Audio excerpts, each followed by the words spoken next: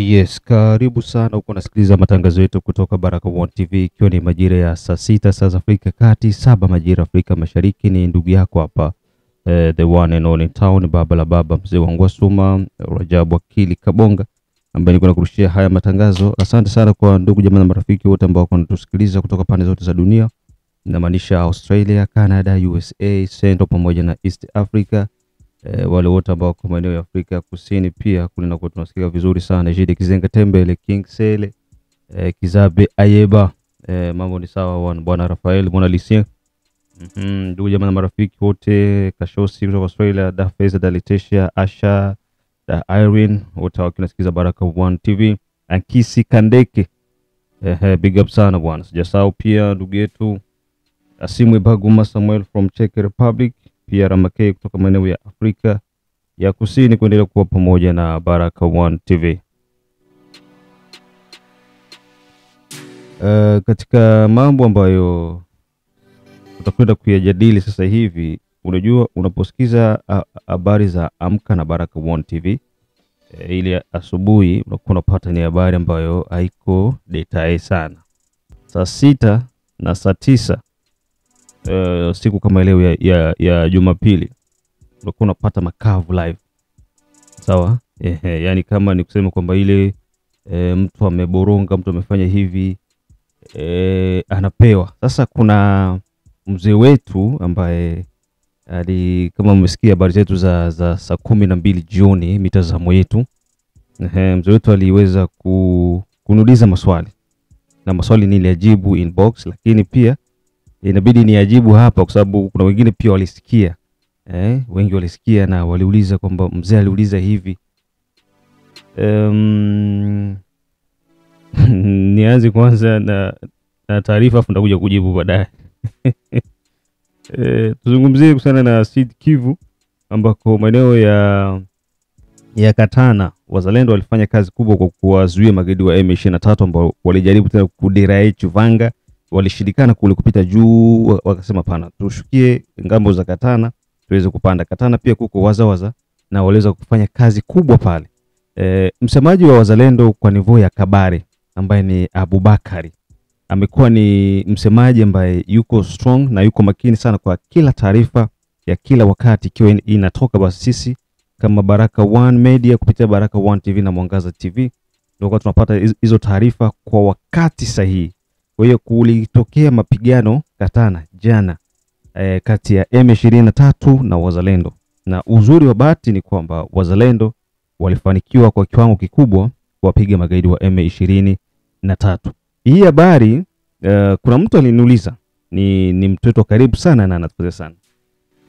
Akanambia kwamba kwa nini sisi kila tukipigana na M23 kiukweli sisi atupatagi defete kubwa kwamba tumepoteza watu wengi. Nono, ni rare de fois. Na ukiona mzalendo anaanguka vitani, ina maana yule ni mzalendo mnyanyasi, ni mzalendo mwizi, ni bandi, ni escrow. Hao ndo wanaanguka vitani. Lakini vrema uzalendo kabisa sa na asime. Na nawaambia reality, kwa wale wanajua mzalendo wa kweli angukagi vitani. Magaidi wanaweza kaja 50. Si tuko 30 tu. 30 ni mingi, tuko 15. Memwile 50 tunaona piga hata imwa 30 yao inaanguka. Mesisi avec les 15 tukipata maafa makubwa ni blessure. Lakini kama tuko na wale ambao wamefanya mambo yao ya hovyo hovyo, wanyanyasi, wezi, majambazi, wabakaji, kama walikuwa watatu mle ndani, utasikia wale wameanguka kabisa. Sisemi kwamba sisi tuko na cha ajabu, lakini tuko na ile neema kwamba Mungu yuko upande wa wenye haki siku zote.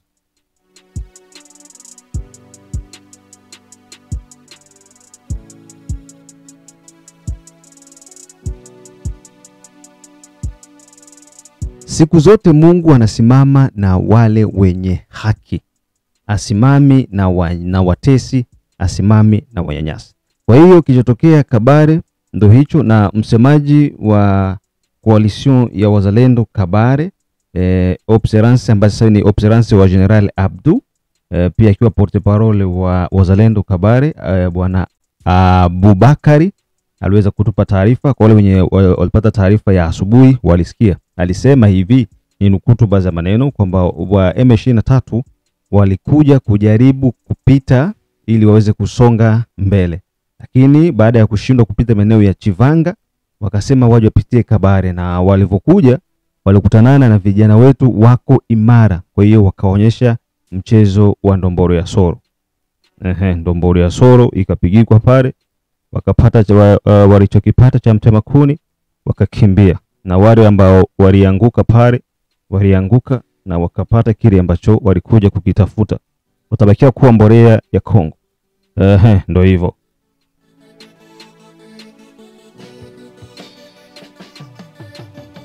Tukikamata jijini Bukavu, Goma, biko na vivre masenarios moja. Juzi Goma, ndugu yetu ambaye yuko Goma alinitumia taarifa. Anasema hivi, M23 basha kamata mabomba. Kwa wale wenye waliishi Goma ambao wanajua Goma tu, bomba zinakuwa zinakulisha watu wengi sana, zinafanya familia zimoja zinaishi, zinasomesha na zinaendelea kufanya mambo makubwa kupitia bomba robine. Ile marobine zinakuwa ziko mkartie ku barabara swat mrupango hivi. Mtu alikuwa anaenda yake anashota zake bido 10 sanfra desa hivi. Ba M23 banaanza kuya pale, banatia tio yao. Tena nakwambia tio yako funga. Wanaleta watu kutoka Rwanda, ndio wanakuwa wanalipisha maipa. Ona nivu ya umaskini yenye iko M23. Na niko nakwambia hivi, ni vitu yenye biko clear. Muma fasi mingi muma kazi mingi za M23 ni Rwanda biko wanatokea directement Rwanda, ndio biko banaletwa banaingizwa muile mapost. Kisha sasa batasema sasa baanze kuingiza ba M23 muma institutions za nchi. Unakuta bale ba Rwanda ndio wanaanza ingia tena muma institution za nchi. Benye banatoka Rwanda biko na mafamilia kila kitu Rwanda banaanza ingia. Na ndio maana ukiona plupart ya ba general ba colonel ba major ba Rwanda anaishi Mkongo, bibi yake iko Rwanda na watoto. Anaishi Mkongo, iko na jenga Rwanda. Maferme zake ziko Rwanda. Donc kila kitu chake iko Rwanda. Anavuna huku, anapeleka kwa wapi? Rwanda. Akifa aenda zikwa Rwanda. Waulizeni tate zenu wako wapi? Tate yako alizikwa wapi? Iko Rwanda. Tate yake mzaa mama yako alizaliwa wapi? Rwanda. So unakuta kwamba hadi bomba za maveni biko nasikamata wanapatia bandugu yao wa Rwanda, ndio biko banashotesha mai. Sasa benye bomba zao wanakosa wanashota mai. Dede ile fakturi ya Regideso haiko ule mwenye bomba yake pale ndio analipa. Ule mwenye ile kanali ya bomba ndio yuko analipa fakturi. Meyewe ibalitia bomba yao pale nje, jua kuwa analipisha franga, abalipi fakturi ya mai. Huko unaona hii fakturi yuko anafanya. Aya, juzi kwa mkia jana tumeona gisi maire de la ville iko napiga mtu fimbo juu ya Salongo. Watu ni waje. Watu wako napigwa fimbo, shoferi bisi na tupo pembeni kule, toa mtu mbisi piga fimbo juu ya Salongo. Eski Salongo maana yake nini? Salongo maana yake nini? Kama mnataka mgini kuwe proper, kwa nini msitengeneze mfumo kitengo ambacho kitakuwa kinahusika na kutoa madeshe na watu wakuwe angaje wako nalipo, ile ndio kupunguza chômage. Hii pia ni création ya maemploi. Sikuko na ni service national. Iko kwenye makasisi. Huko fond nini hapa naitwa wenye wiko nafanya mausafi fond national. Na sawa, tutakumbuka nitazungumzia. Wako wanafanya mausafi muma vile. Fond national. Wanapiga mausafi na wanalipwa mishahara. Tengenezeni vitu kama hivyo juu ya usafi. Kama mnataka Bukavu, Goma zikuwe propre jamais, mnafanya hivyo. Mais sio kwa napiga watu mafimbo, ondeki donc ba responsable bazima mnawapiga, mnabasalilisha, mnavunja haki za binadamu, kisha mnasema mlikuja kuomboa nani nyinyi mashetani, washenzi wakubwa nyinyi.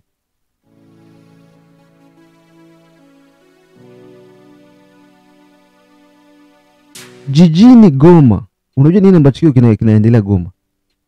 Bukavu. Bukavu ndio kuna hatari. Kodi imepandishwa ya nyumba. Watu wanatakiwa kuwa wanalipa 6000 francs kila menage. Sio kila nyumba, kila menage. Kama nyumba useme ku parcelle kuko nyumba 3. Na nyumba 3 iko na milango. Donc kila mlango 6000. Kisha proprietaire wa parcelle analipa 12000 kama sikosei, kama ni 12000 hivi. Kisha tena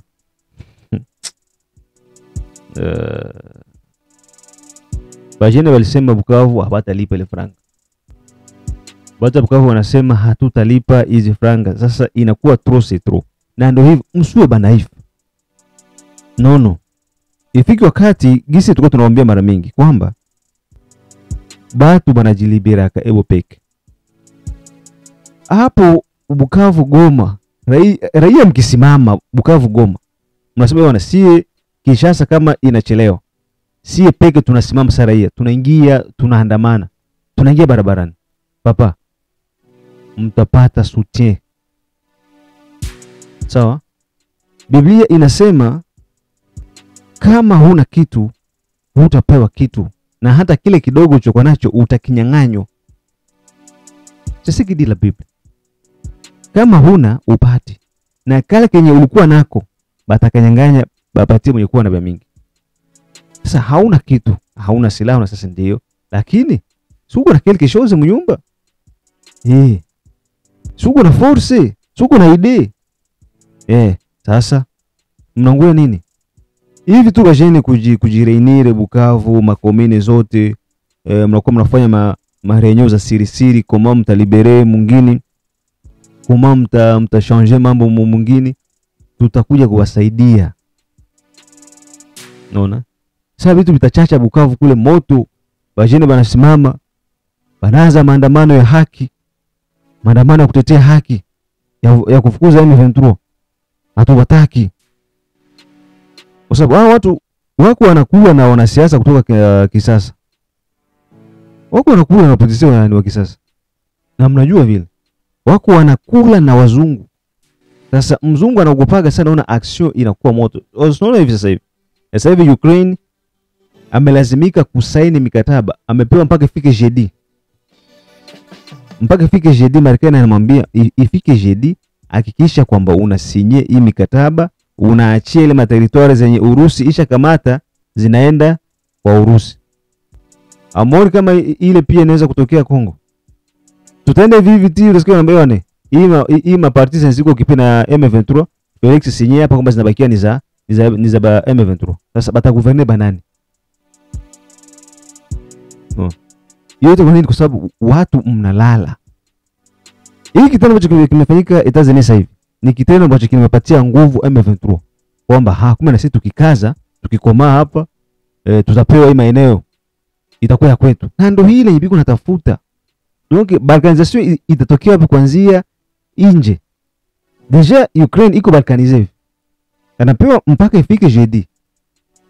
Zeze akubali kupoteza ali yake mkubwa ambaye ni Etazini, na abakie yeye peke ndo apigwe vizuri na anyang'anywe, ama akubali kusaidia ile maparti zenye ashachukua ziende kwa Urusi. Ni force, ifo kutumikisha nguvu. Kama Bukavu, Goma, hapa nazungumza vijana ambao wako maeneo kwenye huko M23, kama mtalala na hii mateso yenye mko unaanza kuiona hivi, na bado hapo bado mateso hayajakuja, kwa sababu bado hajapewa control totale ya province. Mateso bado. Unaona?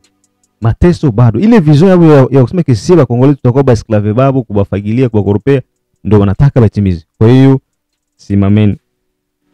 simameni hizo kodi, kataeni kuzilipa. Kataeni kuzilipa. Watalipa kodi ekoya ya. Hiyo ni mambo ambayo imefanyika huko Bukavu pamoja na Goma.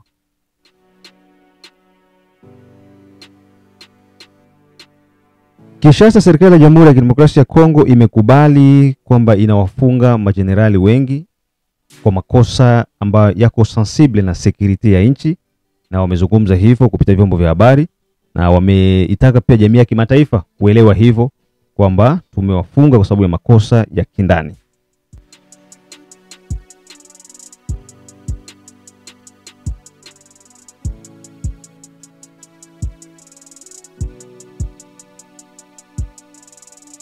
Kwa makosa haya ya kindani ambayo yamefanyika na majenerali hao, kila mtu iko na makosa yake, ni kulingana na hali yenye iko napitia.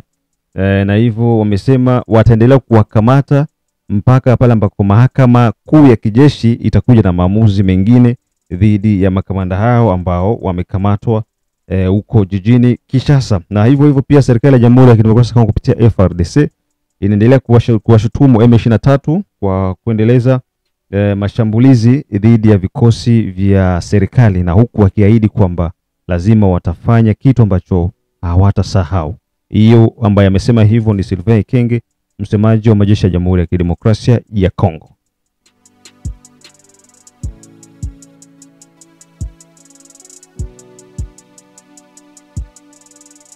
Hayo mambo kiwa ya kuendelea, upande mwingine serikali ya Jamhuri ya Kidemokrasia ya Kongo na jeshi lake FARDC wamefanya mashambulizi makubwa maeneo ya Kibanda, ikiwa ni pembezoni mwa Kasopo ndani ya sekta ya Oso Banyungu tarafani Masisi jimboni Kivu ya Kaskazini. Tukazia hapo kwenye mashambulizi ya ndege ambayo yamefanyika huko ili uweze kupata dondoo. Mashambulizi yalifanyika tarehe 21 juzi hapa, jana pia Novemba majira ya mchana hivi, ambako frappe za juu kutoka kwa FARDC zililenga position za M23 AFC maeneo ya Kibanda, ikiwa ni pembezoni mwa Kasopo ndani ya sekteri ya Oso Banyangu tarafani Masisi jimboni Kivu ya Kaskazini. Habari zinasema kwamba ndege aina ya Sokoi ya FARDC iliweza kutupa mabombe kuelekea kwa magaidi wa M23 ndani ya masaa 17 kwa kuwasaidia wanajeshi ambao walikuwa wako kwenye ardhi, infantry ya chini, huko wakishirikiana FARDC pamoja na Wazalendo. Operation hiyo ilikuja huku accord cadre ya Doha ikiwa iko inaendelea, lakini baada ya AFC kuviole ile accord cadre, kabidi pia serikali iseme nyinyi mnaviolesha na sisi tutawaonyesha kile ambacho kwa nini imbwa ilikataa kunyonya maziwa ya mbuzi.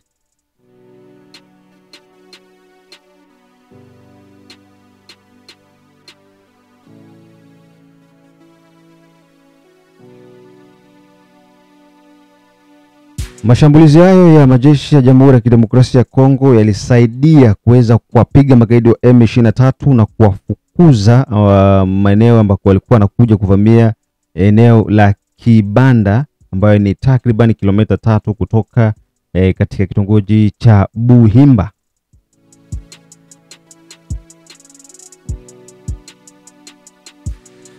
So big up sana kwa majeshi ya Jamhuri ya Kidemokrasia ya Kongo kwa kazi ambayo wameweza kuifanya.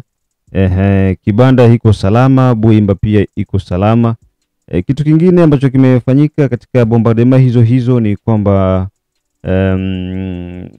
mashimo ya dhahabu ya Karembu maeneo ya Walungu pia yaliweza kushuhudia bombardement kubwa kutoka kwa FARDC. Karembu inapatikana ndani ya lokalite ya Bwahungu, ikiwa maeneo ya karibu kabisa tarafani Walungu, Shabunda pamoja na Mwenga. Na maana ni Walungu, Shabunda, Mwenga hivi pale maeneo ya kati kwa kati ndiko inapatikana. Hiyo tarehe 21 vyanzo vingi vinasema kwamba wamekuwa wakiwaona wa China, na pia kwenye habari zetu za jana nafikiri tumeona magari ya wa China yakiwa yanatoka kule, yale ambayo yalikuwa yanachimba zile horo na logistics zingine, wakiwa wanakimbia baada ya mashambulizi ambayo yalifanyika na drone za FARDC. Vipigo hivyo vitakatifu vimeweza kuwasambaratisha vibaya magaidi wa M23 na kugusa mpaka oro ya Karembu ambayo iko Walungu, Shabunda na Mwenga. So wa China wamekimbia. Inakuwa inajiuliza ni kwa nini wanaweza kwenda kufanya kazi kipindi hiki ambacho watu wapo kwenye ekaheka.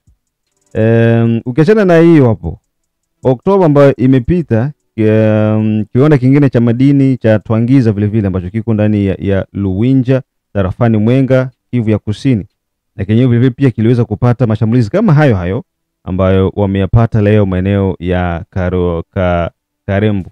Sasa tunajiuliza wa China na M23 wako na agenda gani? Unaona, wako na agenda gani na serikali ya Paul Kagame?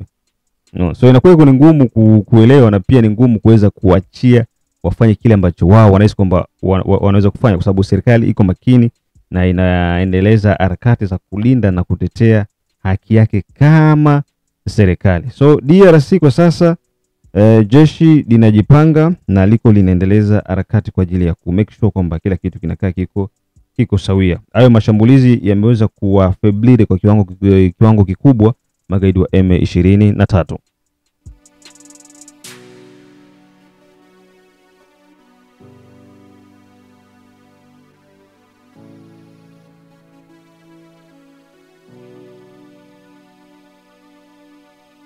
Na jambo jingine ambalo tutakwenda kuligusa ni kutoka Ituri. Ituri kuna mtu anaitwa Amosi Baraka. Amosi Baraka, baada ya matangazo inasemekana kwamba habari ambazo tuko nazo sasa hivi, inasemekana Amosi Baraka, gaidi mkubwa alikuwa anasaidiana na Serpe na Codeco, amekuwa neutralize. Inasemekana hivyo baada ya kusikiza habari zetu za asubuhi, Luteni Gilles Ngongo akisema maneno makavu kwamba anajulikana wapi aliko, iko natafutwa na mipango yote ambayo walikuwa wako nayo inajulikana. Yeye na Thomas Lubanga, hawa watu lazima wafikishwe kwenye vyombo vya habari, vyombo vya sheria. Thomas Lubanga ni mwanzilishi na kiongozi mkubwa wa Serpe ambayo ni kikundi ambacho kina apuye M23. Yani iko hivi, Thomas Lubanga amefungua kitengo chake cha Serpe akiwa yuko Uganda chini ya Yoweri Kaguta Museveni. Huku mtoto wa Yoweri Kaguta Museveni, Kainerugaba, akiwa natupa mamenase za hali ya juu kwa gouverneur militaire son excellence mzee wa Ngwasoma mwenzangu Luboya Kasha Majoni. Iko Lieutenant General Luboya Kasha Majoni kwamba watakuja kuwatakia wapi? Ituri, na wako tayari kwa ajili ya kufanya hivyo. Lakini nimependa determination ya Luboya Kasha Majoni, iko kalme, hana papara, hana stress, yuko kwenye mikakati sahihi kwamba muda sahihi haujafika wawe kuzungumza, lakini muda ukifika atazungumza. So imekuwa ni jambo la kusema kwamba hawa jamaa wakina Amosi Baraka ni watoto wa Ituri, lakini biko mkolaborasyon kubwa na M23. Ndio yeye tunasema kwamba adui wa Mkongomani ni Kongole yeye mwenyewe. Kama fait-il que weye Iturien, we Sud Kivu, ama tuseme we mtoto wa este ya Kongo, huko unaenda kuingia mwa vitu vimoja vya kudestabilize eneo lenu juu tu ya madaraka? Est-ce que vous avez des idées combien de gens biko napoteza maisha juu ya hii mabitu? Est-ce que mnawazaka vile kwamba watu wangapi wanakufa kwa ajili ya wewe kupata madaraka? Des milliers ya watu wanapoteza makazi, wanapoteza familia zao, wanapoteza vitu vyao, wanapoteza kila kitu chao kwa sababu yako wewe upate madaraka. Erezuma serikali nayo kwa sasa iko inajitahidi kufanya mambo na inaenda inadhibiti baadhi ya vitu kwa lengo la kusema kwamba yeyote ambaye anajikuta yuko katika mlengo mbaya aweze kuwa maîtriser. Na ni heko. Tunasema heko pia ni shukrani kubwa na jambo la kupongeza kwa serikali ya Jamhuri ya Kidemokrasia ya Kongo. Licha mapungufu yako yanakuaga yapo. Mapungufu yapo kwa serikali na hatuwezi pia kukosa kuyasema mapungufu, kwa sababu mtu akiwa na mapungufu yake unapomzungumzia inampa nafasi ya yeye kuweza kujirekebisha, kusema nimekosea wapi, ngoja nirekebike hili mambo yaweze kuwa sawa. Hiyo ni kitu normal kabisa. Kwa hiyo tuwe tunaambizana hivyo. Unapokosea ubali kwamba umekosea na urekebike, ni jambo la maana sana.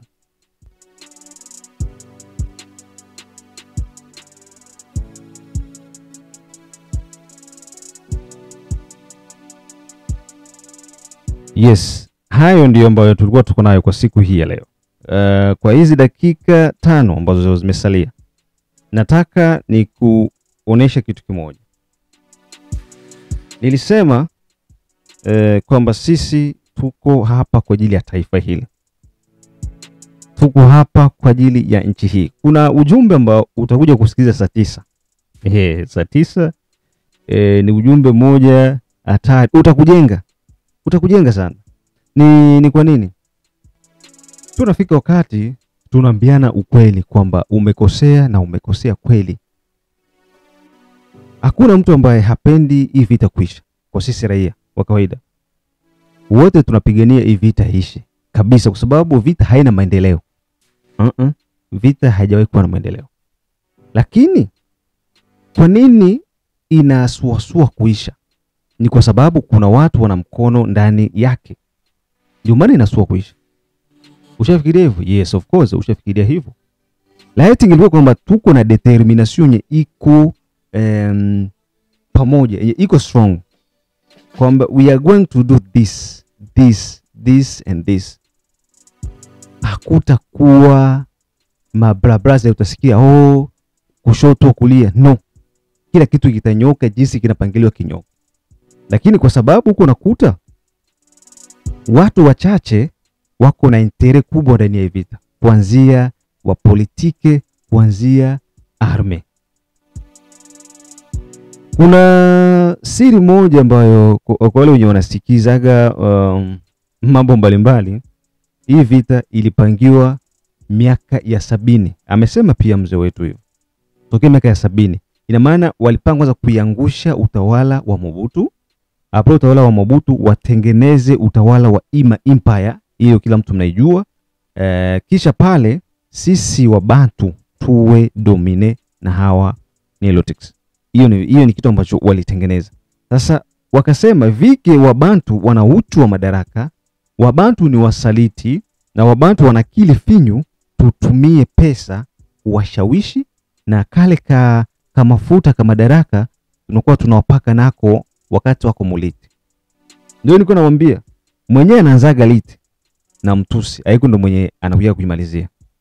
Wewe utaanza unaenda, mkifika eneo kwamba banangalia hapa tunaweza sasa kufanikiwa, wanakuweka arte, wanaweka mwingine. Sawa? Ule mwingine anakuja iko na damu ya fresh, ingali moto, anaongoza kile kikosi. Akifika eneo naye pia wanamweka arte, wanaweka mwingine. Ndio kisa wanatumikaga hivyo. Eske amwezi waza tu ile click ya ba AFDL, bali wazee wote ba vrai Congolais ba AFDL biko wapi leo? Meangalia ba Rwanda mpaka leo nani bakingali? Mpaka leo ba Rwanda bakingali. Ona ba Uganda hadi leo nani bakingali? Museveni parmi watu wenye bali creaga ma rebellion mu Kongo. Museveni ndio alikuwa na soutenir na rebellion kina Jean Pierre Bemba. Museveni ndio alizare soutenir ma rebellion zingine Kisangani kule kote. Museveni. Donc Museveni na Kagame ndio wenye wali tuingiza mweshimo sana. Lakini kwa pale moyo unaona operation conjointe ya FARDC na UPDF kwamba gouvernement iko inajaribu kuishawishi Uganda iachane na Rwanda. Munjia zote zile inajaribu kufanya Uganda, eske Uganda inaenda mwacha Rwanda na iko inapata asali kubwa kutoka huku kwa bure. Ndio maana tunatakiwa tu kutumikisha nguvu. Ni nguvu tu, hamna kingine. Yes. Hapa ni kutumikisha tu nguvu, hamna kingine. Tofauti na nguvu tutabakia tuko tunalialia hivi, na sisi sio watu wa kulelia. Tuko watu wa action. Lazima tufanye action mara moja na tumalize huu mchezo uishie pale. So nafikiri kwanza tuishie pale.